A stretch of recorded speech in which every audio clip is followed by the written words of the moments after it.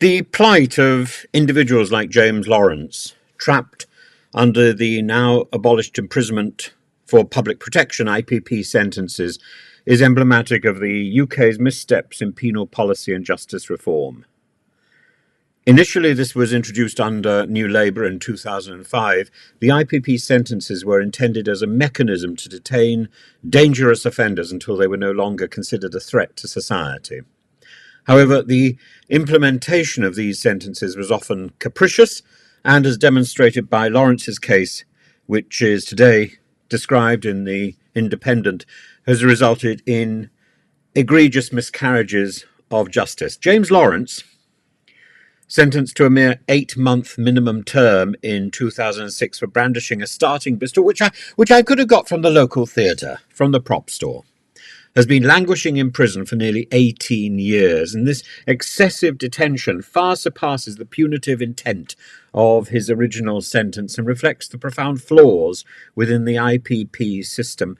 And despite the IPP sentences being abolished in 2012, due to mounting human rights concerns, those already sentenced under this regime remain incarcerated, entrapped in a Kafkaesque legal limbo. Lawrence's situation, wherein he's seen murderers come and murderers go home, is not an isolated case, but part of a broader pattern of injustice and indifference to the suffering of people inappropriately kept in prisons. The case of Andrew Malkinson is another, who was exonerated after spending 17 years in prison for a crime he did not commit, further underscores the systemic failures in our justice system. Not only was Malkinson's wrongful conviction a travesty, but the government's dilatory response in awarding him compensation. The tardiness of that process, compounded by the prospect of charging him for board and lodging during his wrongful incarceration, as they've done to so many other people who were finally exonerated, verges on the grotesque. Such bureaucratic obtuseness threatens to make a mockery of the justice system, eroding public confidence and inflicting further indignities on those already grievously wronged. The case of Thomas White, another IPP prisoner who served over 12 years for stealing a mobile phone, highlights the egregious disproportionality of these sentences. I mean, there are crimes which are dismissed as simply naughtiness, like hacking into Harriet Harman's computer. And those people who do that are looking for the keys of number 10 and to occupy the highest office in the country.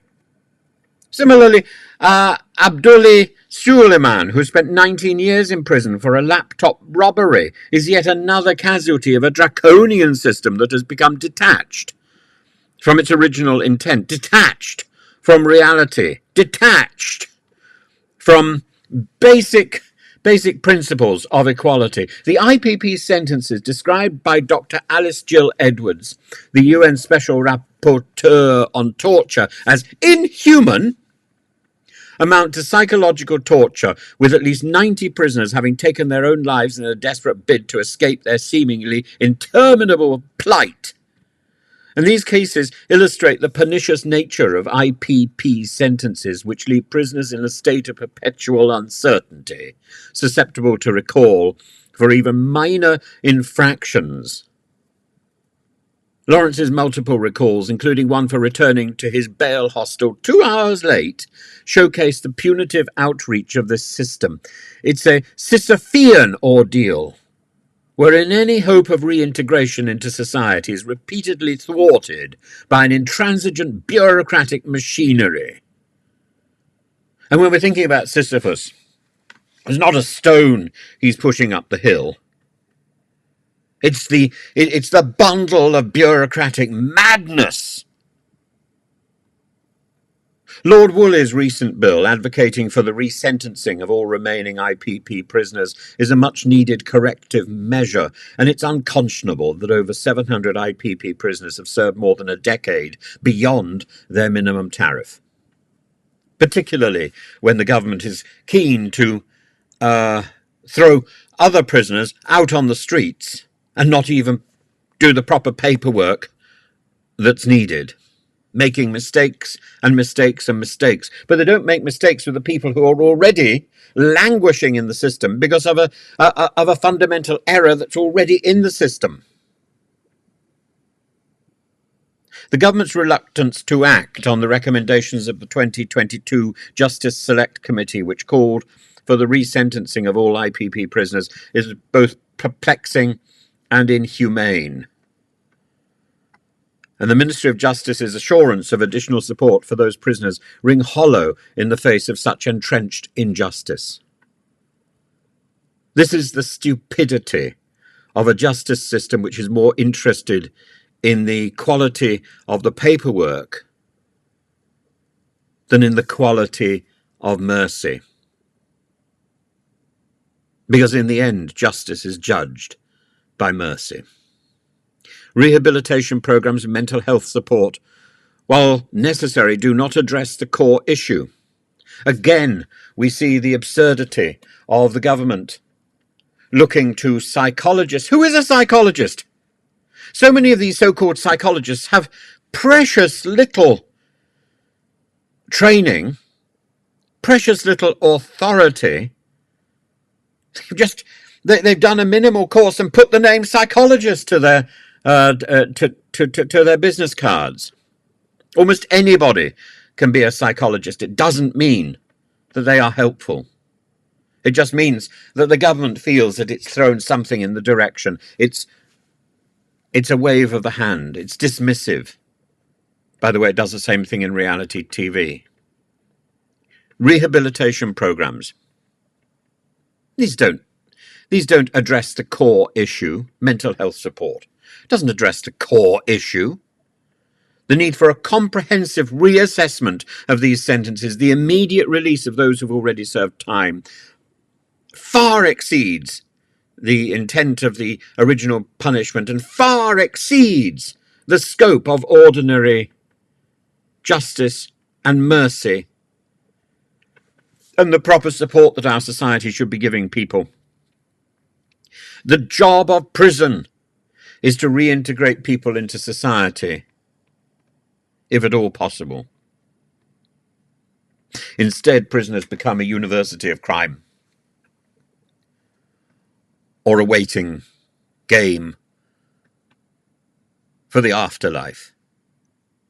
It's a form of virtual purgatory. And you can end up in prison by accident. There but for the grace of God, or the stamp of some mad bureaucrat who's ticked the wrong box. The case of James Lawrence, alongside others like Malkinson, White, Suleiman, serves as a stark reminder of the injustice perpetuated by the IPP sentencing regime and by this mad and out of control authoritarian justice system that we have inherited and that is not improving. There have been prison ministers who've looked at prisons and thought it needs reform. There have been justice secretaries who've looked at the system and thought it needed reform. But in the end, it's too big. So much of our public life is crumbling because the ball has been kicked further down the road. There comes a point where you can't kick it anymore. The government must act decisively to rectify these wrongs. It's not just about overcrowded prisons. It's about people in prisons who shouldn't be there. Because in the end, the justice system has become a travesty. We will become the laughing stock. And it's not about whether we belong to the European Court of Justice or not. It's about people looking in at the window of our squalid lives. Because the way we treat people who are vulnerable, and prisoners belong to that category, is a measure of our civilization. The way we treat prisoners is the way we are judged by God. I was a prisoner and you did not visit me. The current state of affairs, where individuals are subjected to indefinite punishment for minor infractions. This is the stuff of 1984. This is the stuff of Franz Kafka. It's not only a legal aberration, but a moral failing of profound and contemptible magnitude.